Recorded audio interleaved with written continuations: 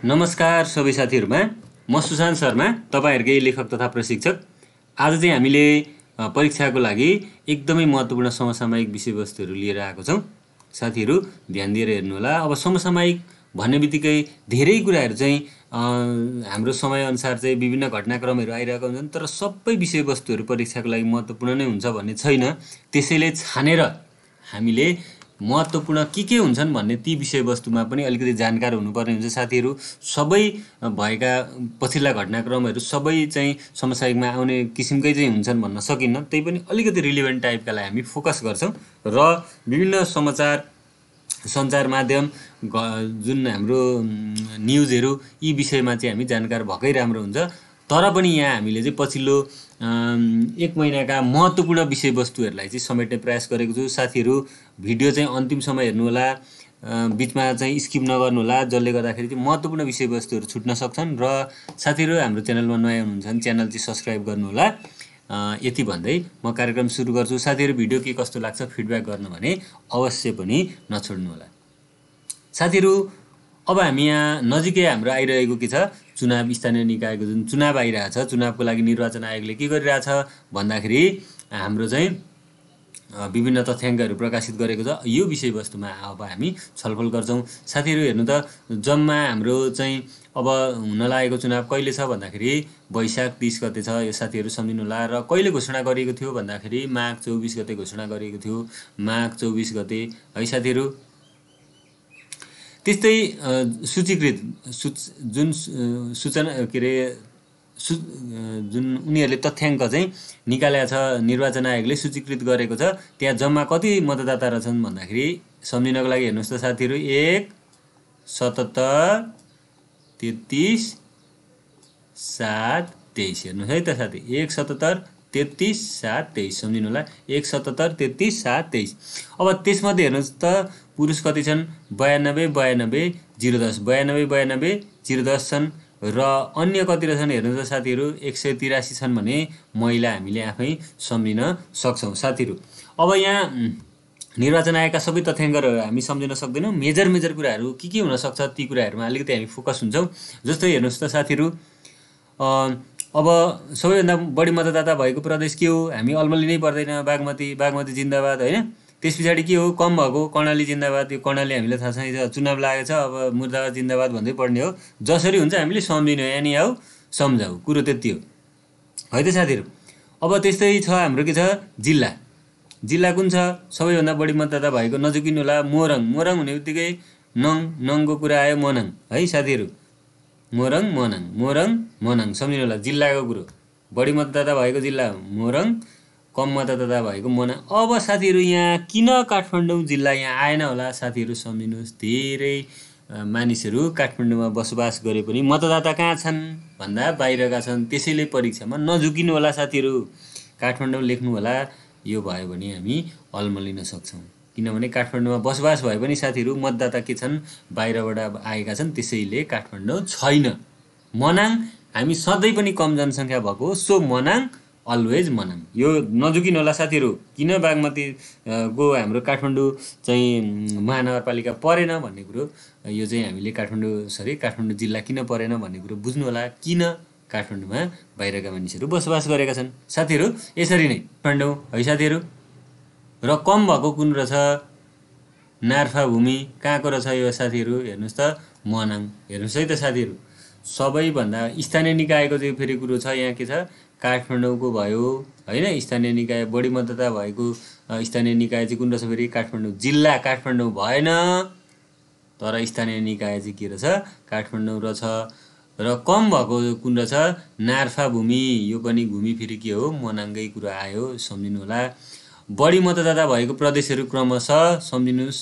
बढी मतदाता भएको प्रदेशहरू क्रमशः 31 25 4 76 सम्झिनुस् होला है त। 31 25 4 76 यो तपाईहरुले प्रदेशकै अनुसार गर्नु भए पनि हुन्छ, यसलाई चाहिँ कोड गरेर पढ्नु भए पनि हुन्छ। मैले चाहिँ 31 25 4 76 भनेर सम्झेको छु। 31 25 4 76 यो यहाँ पनि काम लाग्ने भएकोले मैले युज गरेको छु साथीहरु। अहिले यो विषयमा हामी आउँछौं है साथीहरु। अब यो 1 3 भनेको बुझिहाल्नुभयो। बागमती 1 भनेको के हो, प्रदेश नम्बर 1, 2 भनेको मधेस, 5 भनेको लुम्बिनी, 4 भनेको गण्डकी, 7 भनेको सुदूरपश्चिम र 6 भनेको कर्णाली प्रदेश। यो विषयमा त पक्कै पनि तपाईँहरू अल्मलिनु भएको छैन होला। बढी मतदाता भएका जिल्लाहरू चाहिँ कुन कुन रहेछन्?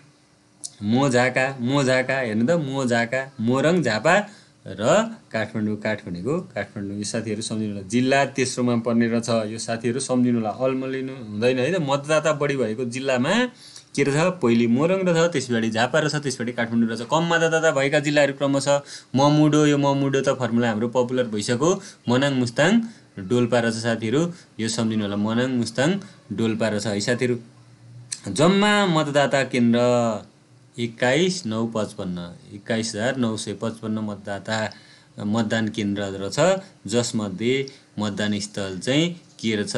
10,756 रहेछ साथीहरू। यो सम्झिनु होला, मतदान केन्द्र र मतदान स्थलमा नझुकिनु होला। एउटै मतदान स्थलमा पनि 2-3वटा केन्द्रहरू राखिएको हुनसक्छ साथीहरू। त्यस्तै बढी मतदान केन्द्र भएको प्रदेश कुन रहेछ? मधेस प्रदेश। हेर्नु त, मधेसमा चाहिँ जनसङ्ख्याको बाक्लो उपस्थिति भएको कारणले के रहेछ? मतदान केन्द्र बढी भएको चाहिँ के रहेछ? मधेस प्रदेश रहेछ। केन्द्र यहाँ नझुकिनु होला, मतदान केन्द्र बढी भएको प्रदेश मधेस प्रदेश। बढी मतदान केन्द्र भएको जिल्ला मोरङ, यो अघि पनि कुरा आएको छ। कम भएको के छ? मनाङ। यहाँ साथीहरू ध्यान दिनु होला है, मतदाता भएको चाहिँ फेरि झुकिनु भएन नि। मतदाता भएको त बागमती भनेका छौँ हामीले। बढी मतदान स्थल भएको जिल्ला चाहिँ कुन रहेछ? धनुषा छ भने कम भएको के छ? मनाङ छ साथीहरू। यो सम्झिनु होला, मनाङ। बढी मतदान स्थल भएको जिल्ला के रहेछ साथीहरू? धनुषा रहेछ र कम भएको के रहेछ? मनाङ रहेछ साथीहरू। मतदान स्थल यहाँ सम्झिनु होला है, मतदान स्थल र मतदान केन्द्र। मतदान स्थल र मतदान केन्द्र साथीहरू नझुकिनु होला। मतदान केन्द्र बढी भएको मोरङ रहेछ, मतदान केन्द्र भएको मोरङ रहेछ, मतदान स्थल भएको चाहिँ धनुषा रहेछ, मनाङ छ। दुवैमा कमन छँदैछ यो साथीहरू, यो दुईटामा नझुकिनु होला। बढी मतदान केन्द्र भएका प्रदेशहरू कुन कुन रहन् त? 2, 3, 1, 5, 476। 2, 3, 1, 5, 476 बढी मतदान केन्द्र भएका प्रदेशहरू। र साथीहरू यो भए हाम्रो चुनावका महत्त्वपूर्ण विषयवस्तुहरू। अब जान्छौँ हामी अर्को टपिकमा साथीहरू। त्यस्तै एउटा महत्त्वपूर्ण विषयवस्तु छ हाम्रो। भर्खरै श्रीलङ्कामा चाहिँ, भर्खरै त नभनौँ, श्रीलङ्का चाहिँ लामो समयदेखि आर्थिक सङ्कटबाट गुज्रिरहेको छ। र भर्खरै के छ भन्दाखेरि श्रीलङ्काका राष्ट्रपति गोटबायाले चाहिँ जुन के गरेका थिए भन्दाखेरि अप्रिल 1 साथीहरू सम्झिनु होला, अप्रिल 1 को दिन चाहिँ चरम आर्थिक सङ्कटकाल चाहिँ घोषणा गरेको छन् र देशमा चाहिँ व्यापक आर्थिक सङ्कट सिर्जना भएको छ। 10 घण्टासम्म लोड सेडिङ भएको भन्ने चाहिँ विभिन्न सञ्चार माध्यमहरूले उल्लेख गरिरहेछन्। यही अवस्थालाई मध्यनजर गर्दै के गरेको छ भन्दाखेरि भारतले करिब कति रहेछ? 6,000 मेट्रिक टन चाहिँ पेट्रोलियम प्रोडक्ट चाहिँ भर्खरै अभाइलेबल गराउने चाहिँ निर्णय गरेको छ।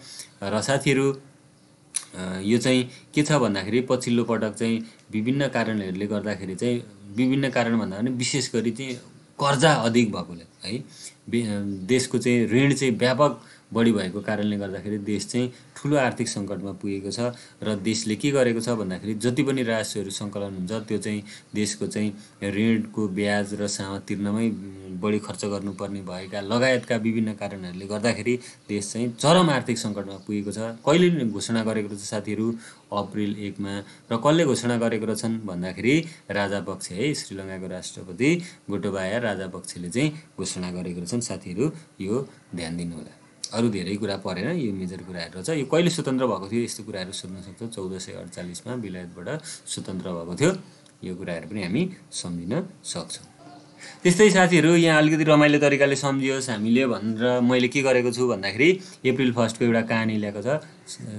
अप्रिल 1 होइन, अप्रिल 1 मा चाहिँ के भयो भन्दाखेरि हेर्नु त, अप्रिल 1 मा के भयो भन्दाखेरि 22औं जुन विश्वकप थियो यसको चाहिँ मस्कट सार्वजनिक गरियो।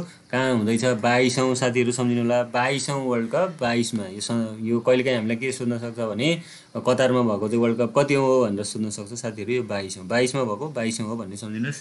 यो कहिले भएको रहेछ अप्रिल 1 मा है साथीहरू। श्रीलङ्कामा चरम आर्थिक सङ्कटकाल घोषणा भयो अप्रिल 1 कै दिन। हाम्रा प्रधानमन्त्री है शेरबहादुर देउवा चाहिँ भारत भ्रमणका लागि गएका छन् कहिले अप्रिल 1 कै दिन होइन। नेपालले 176औं राष्ट्र कुनसँग बेलिजसँग चाहिँ कूटनैतिक सम्बन्ध विस्तार गरेको छ। यो पनि कहिले रहेछ अप्रिल 1 कै दिन रहेछ साथीहरू। यो पनि हामी सम्झिनु होला। भनेको अप्रिल 1 मा के भयो भन्दाखेरि अलिक कहिलेकाहीँ रोचक यी कुराहरू रोचक हुन्छन्, हामीले त्यसैले घोचक हुन्छन् भन्ने सम्झेर पनि यसलाई सम्झिनु होला।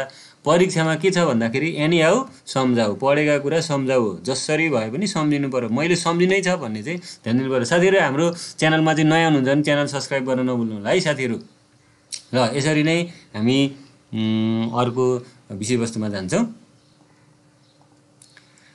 र साथीहरू हामी अब यो कूटनैतिक सम्बन्ध विस्तार भएका मुलुकहरू चाहिँ दिनका दिन फर्मुला बनाउँछौँ। यो फर्मुलाले हावा खाइसक्यो। अब यो फर्मुलाले काम लागेन साथीहरू। यसमा पढ्नुपर्ने कुराहरू भर्खरै इक्जाम दिँदै हुनुहुन्छ भने भर्खरका विषयवस्तुहरू सोध्न सक्ला, नत्र भए यसमा सोध्न सक्छ भन्दाखेरि पछिल्ला घटनाक्रममा के भन्न सक्छ भन्दाखेरि तलका देशहरू जुन नेपालसँग कूटनैतिक सम्बन्ध कायम भएका पछिल्ला देशहरूको क्रमबद्ध रूप कुन सही छ कुन गलत छ भनेर सोध्न सक्छ।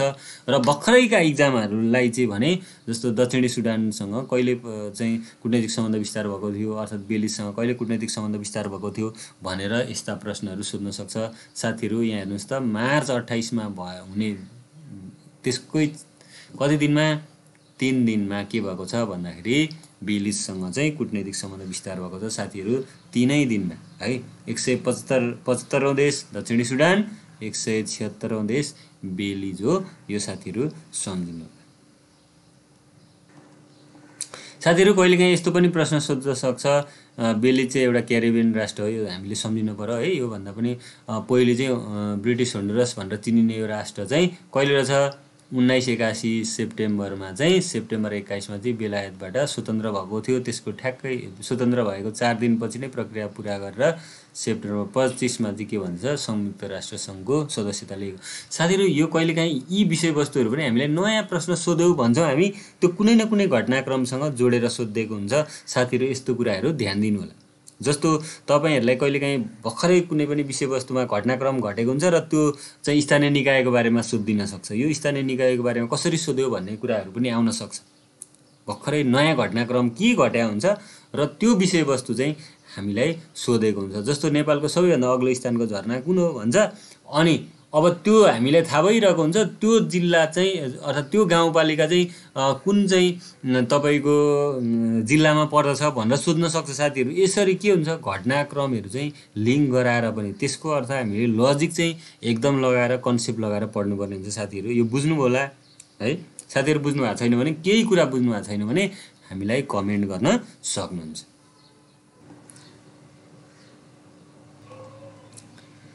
साथीहरू हेर्नुहोस् त विश्व जुन 22औं विश्वकप अघि पनि हामीले कुरा निकालिहाल्यौँ। 22औं विश्वकप भनेको के रहेछ सन् 2022 को 22औं विश्वकप हो सम्झिनुहोस् है त। 22 को 22औं हो भनेर सम्झिनुहोस्। यो सम्झिनको लागि पनि हामीले सजिलो हो। यो साथीहरू एकदम ध्यान दिनु होला। र यो कहिले हुँदैछ भन्ने कुरो पनि हामीले ध्यान दिनुपर्ने हुन्छ। कहिले हुँदैछ हेर्नुहोस् त साथीहरू सन् 2022 नोभेम्बर 21 देखि डिसेम्बर 18 सम्म साथीहरू सम्झिनु होला। 16 मा अवतार यसैलाई ध्यानमा राखेर यो वर्ल्ड कप सिद्धिन लागेपछि अवतारलाई रिलिज गर्ने तयारी गरेको छ साथीहरू। यो सम्झिनु होला। फिल्मको पारखीहरूलाई आफू त फिल्म हेरिन्छ साथीहरू, अब हजुरहरू पनि फिल्मै हेर्नु पर्यो कि फिल्म हेर्नुहुन्छ ल साथीहरू। अब रमाइलो कुरा छोडिदिउँ।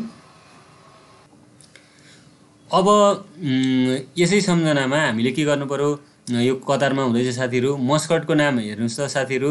22औं मस्कटको नाम के थियो भन्दाखेरि लाइबी साथीहरू सम्झिनुहोस् है। लाइबी मस्कटको नाम के थियो भनेर भन्न सकिन्छ। यसको अर्थ के रहेछ सुपर स्किल्ड प्लेयर भनेको एकदमै स्किल भएको प्लेयरको रूपमा यसलाई चाहिँ नामाकरण गरिएको छ हैन। यसको चाहिँ मस्कट पनि सार्वजनिक भइसकेको छ।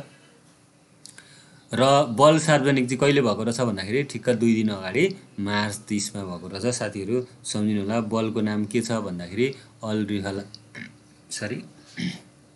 रिहला छ र कुन कम्पनीले निर्माण गरेको रहेछ भन्दाखेरि एडिडासले कम्पनीले निर्माण गरेको छ साथीहरू। यो सँगसँगै फिफाको कुरा सम्झिन मन लाग्यो भने 1904 मा फिफाको स्थापना भएको रहेछ, यो पनि सम्झिनु होला। फिफाको स्थापना भन्दा पनि हामी गेम कहिले भएको, कुन देशमा भएको, मस्कटको नाम के हो, मिनिङ के हो भन्ने कुरा चाहिँ बढी सोध्न सक्छ साथीहरू। अरू धेरै कुरामा हामी फोकस नहो।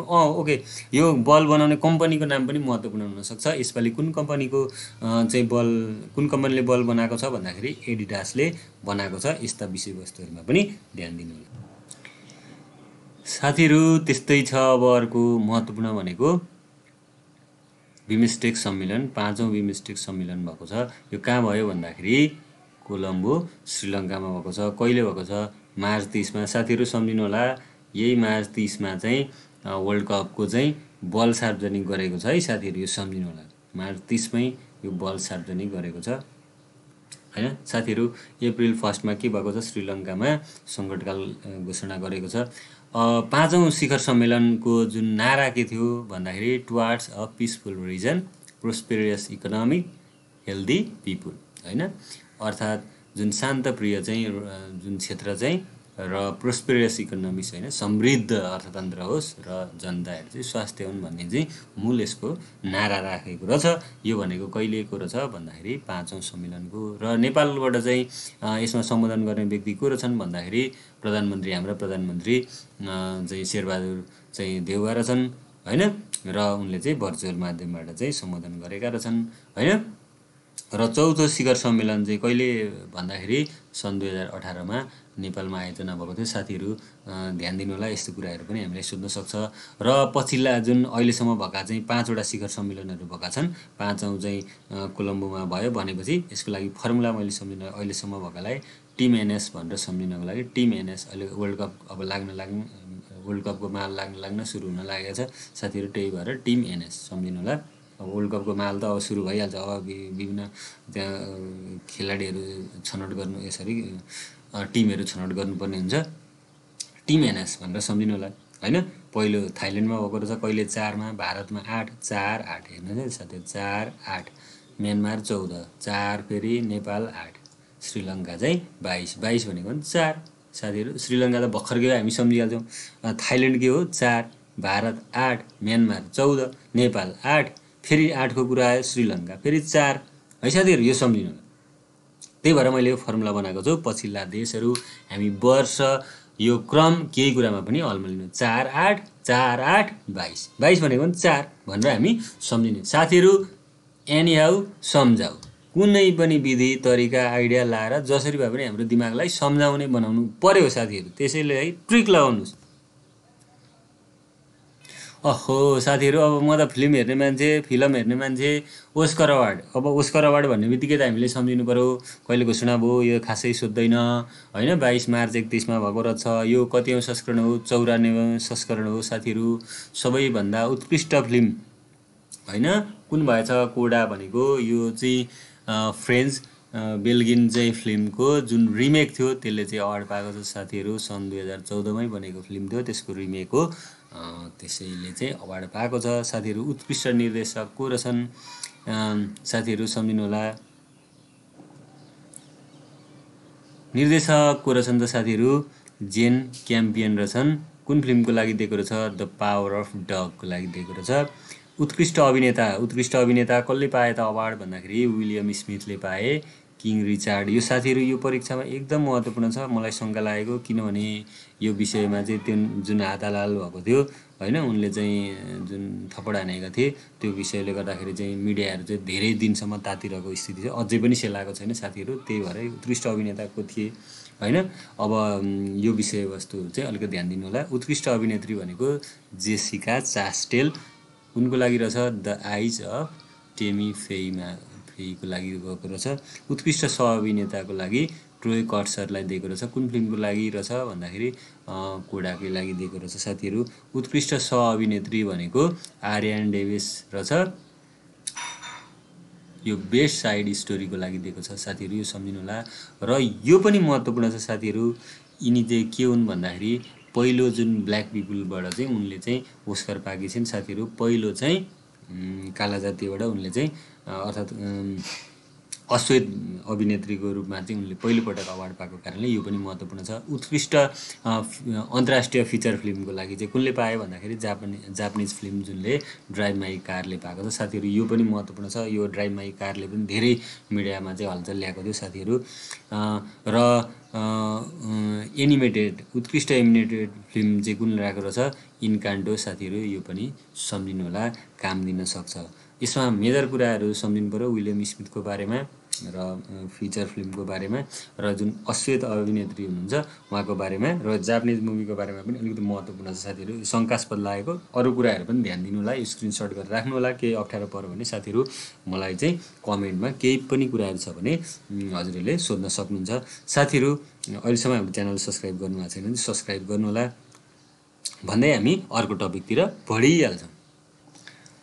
ल साथीहरू, महावीर पुन अब हाम्रा चाहिँ एकदम चर्चाका विषयवस्तु जहिले पनि चर्चामा रहने व्यक्ति हुनुहुन्छ महावीर पुन र उहाँको चाहिँ के छ राष्ट्रिय आविष्कार केन्द्र साथीहरू। यसलाई चाहिँ के गरियो भन्दाखेरि अस्ति जुन एनआरएनको सम्मेलन थियो, एनआरएनको सम्मेलन पनि गाई जात्रा भएको थियो, महागाई जात्रा बुझ्नुभयो होला होइन। तीनजना चाहिँ अध्यक्ष भएको थिए, उपाध्यक्ष त झन् नेपालको प्रदेश भन्दा पनि धेरै थियो होइन। 11 चाहिँ के थियो भन्दाखेरि उपाध्यक्षहरू भनेको थियो बडा भद्रगोल भएको थियो। तर पनि उनीहरूले 1 करोडको राशि चाहिँ छुट्याए। कसलाई छुट्याए भन्दाखेरि हाम्रा पुन महाराज र उनको आविष्कार केन्द्रलाई छुट्याएछन्। यो बडा राम्रो कुरो छ होइन। यो चाहिँ नेपालकै अहिलेसम्म ठुलो धनराशिको पुरस्कार भनेर पनि लिएको छ। कसको धनराशि कति रहेछ 1 करोड रहेछ र यो कसले रहेछ भन्दाखेरि एनआरएन र बिबी फाउन्डेसनले संयुक्त रूपमा प्रदान गरेको रहेछ। कहिले प्रदान गर्ने रहेछ साथीहरू सम्झिनु होला, 2 वर्षमा प्रदान गर्ने रहेछ। यो कहिले रहेछ 10औं विश्व अन्तर्राष्ट्रिय जुन सम्मेलन थियो त्यो दिन घोषणा गरेको रहेछ चैत 12 गते साथीहरू। यही 12 गते धेरै कुरा भएको छ। चीनबाट हाम्रा महाराज आउनु भएको थियो होइन। उहाँले चाहिँ के गर्नुभयो भन्दाखेरि हाम्रो चाहिँ पोखराको एयरपोर्ट पनि उहाँले जिम्मा लाउनु भएको छ। अरू धेरै कुराहरू चाहिँ 9 बुँदे जुन सहमतिहरू भएको छ यो विषयमा पनि साथीहरू सम्झिनु होला। लिङ्क गर्ने पढ्ने एनी हाउ हाम्रो दिमागलाई सम्झाउ परीक्षाको लागि यति कुरा चाहिँ हामीले बिर्सिन भएन। महाराजहरू पढ्नुपर्छ। अब साथीहरू त्यस्तै आइन हाम्री मिस वर्ल्ड होइन त। अब यो त सबैले फोटो हेर्नु भएको होला साथीहरू, कसैले पनि के नहेर्नु भएको होला र यो त पनि यहाँ मैले सम्झाइदिएँ। यो त कसैले पनि उनी गर्नु पर्दैन होइन। बेलवास्काले चाहिँ के गरेकी छिन् भन्दाखेरि सन् 2021 को चाहिँ के गरेकी छिन् भन्दाखेरि साथीहरू सम्झिनु होला उनले चाहिँ मिस वर्ल्डको ताज पहिरिन सफल भएकी छिन्। कुन देशकी रहेछिन् भन्दाखेरि पोल्यान्डकी रहेछन्। यो कतिौं संस्करण हो साथीहरू यतिसम्म सम्झिनु होला, 70औं संस्करण हो। अरू धेरै कुरा हामीले सम्झिराख्नु पर्दैन। अब कहिले आयोजना भएको थियो, second run or third run अवर यति खासै महत्त्वपूर्ण छैन। पढ्न मन लाग्यो भने हजुरहरू पनि पढ्नु होला र यो चाहिँ बरु पढ्न सक्नुहुन्छ, कहिलेकाहीँ सोध्न सक्छ। ल साथीहरू यो हामीले सम्झिनु पऱ्यो नम्रता श्रेष्ठ हाम्रो हिरोनी हुनुहुन्छ कि होइन। उहाँ त हिरोनी होइन जस्तो लाग्यो है मलाई। नम्रता श्रेष्ठ चाहिँ के हुनुभएको थियो शीर्ष 30 मा पर्नुभएको थियो। म त फेरि के रहेछ भने यो सबैको अनुहार उस्तै देख्छु। यो सिरिपेच र यो के हो यो फेटा लगाएपछि यो ब्यानर लगाएपछि मान्छे उस्तै देख्छु साथीहरू। अब हाम्रो के रहेछ मिस वर्ल्ड हुनुभएको रहेछ बेलवास्का पोल्यान्डबाट र हाम्री नम्रता श्रेष्ठ हिरोइन चाहिँ होइन नझुकिनु होला। उहाँ चाहिँ के रहेछ भन्दाखेरि शीर्ष 30 मा सम्म पर्न सक्नुभएको रहेछ। र साथीहरू त्यस्तै अन्य महत्त्वपूर्ण विषयवस्तुहरूमा हामी छलफल गर्दैछौँ साथीहरू। च्यानल चाहिँ छुट्नै भएन है साथीहरू, सब्सक्राइब चाहिँ गर्नै पर्यो। अब पढ्नु छ हामीले, मैले सकेको सहयोग गर्नु छ, तपाईँहरूलाई पनि पढ्नु नै छ भने हामी छलफलमा व्यस्त हुन्छौँ। अब साथीहरू यहाँ वर्ल्ड कपको कुरो आयो होइन। 22 को 22औं हो। कहिले हुने रहेछ नोभेम्बर 21 देखि डिसेम्बर 18 सम्म। नोभेम्बर 21 देखि डिसेम्बर 18 सम्म हुँदै रहेछ। कहाँ हुँदै रहेछ कतारा हुँदै रहेछ होइन साथीहरू। कतारा धेरै गएका छन्। कतारा त हामीले बिर्सिँदैन। कताराका पैसा छन् होइन। कतारा धेरै काम गर्न गएका छन्। हाम्रा बुढाबा पनि विदेश घुम्न गए। कहिले गए भन्दाखेरि अप्रिलले कहाँ गए। यो पनि खासै त्यति महत्त्वपूर्ण रहेन है साथीहरू। भवन कीर्ति रत्न पुरस्कार हाम्रो महावीर पुनलाई दियो। कति रकम रहेछ पुरस्कार राशि? 1 करोड रहेछ। यो अघि नै कुरा आइसकेको छ साथीहरू, यो ध्यान दिनु होला। र युक्रेनलाई अब हामी यो एकदमै महत्त्वपूर्ण अहिले चर्चाको विषय भइरहेको छ साथीहरू। युक्रेनलाई रसियाले चाहिँ आक्रमण सुरु गर्यो। कहिले भन्दाखेरि फेब्रुअरी 24 मा भ्यालेन्टाइन डेको 10 दिन पछाडि साथीहरू सम्झिनु होला। भ्यालेन्टाइन डे प्लस 10 भन्ने बित्तिकै ड्याङ्ग युक्रेनलाई रुसले आक्रमण गर्यो। त्यसको भोलिपल्ट के गर्यो भन्दाखेरि भिटो पावर लायो साथीहरू, सम्झिनु होला। भिटो पावर लायो भन्ने बित्तिकै के हो साथीहरू, सबैभन्दा पछिल्लो भिटो पावर प्रयोग गर्ने राष्ट्र कुन हो भनौँ भने हामीले सम्झिनु पर्यो, त्यो भन्नु पर्यो रुस महाराज भन्ने सम्झिनु पर्यो हजुर। अब साथीहरू हेर्नुहोस् त, चीन सरकारले निर्माण सहयोगमा पुर्याएको पोखरा क्षेत्रीय अन्तर्राष्ट्रिय विमानस्थल कहिले हस्तान्तरण गरेछ भन्दाखेरि चैत 12 गते हस्तान्तरण गरेको छ साथीहरू। यहाँ हामीलाई यो मिति भन्दा पनि महत्त्वपूर्ण साथीहरू के सोध्न सक्छ भने पोखरा क्षेत्रीय अन्तर्राष्ट्रिय विमानस्थल कुन देशको सहयोगमा निर्माण गरिएको थियो भनेर हामीलाई सोध्न सक्छ साथीहरू। यो कुरा ध्यान दिनु होला। अब ढाकाको राजधानी भनेर पनि सोधिरहेछन् यो साथीहरू। यो ढाका भन्ने बित्तिकै ढाका कपडाको कुरो गर्नु पर्यो, त्यसको राजधानी भनेर पाल्पाको ढाका भनेर त हामीले सत्ययुगदेखि पढ्दै आएको कुरो हो। सत्ययुगमा जन्मेको त थिएनौँ तर पढेको चाहिँ थियो है सत्ययुगदेखि भन्ने कुरो पनि अलिकति सम्झाइदिनु पर्यो हजुरहरू हाम्रो दिमागलाई। केही होइन, कहिले रहेछ यो पनि त्यही चैत 12 गते घोषणा गर्नुभएको छ साथीहरू, यो पनि सम्झिनु होला।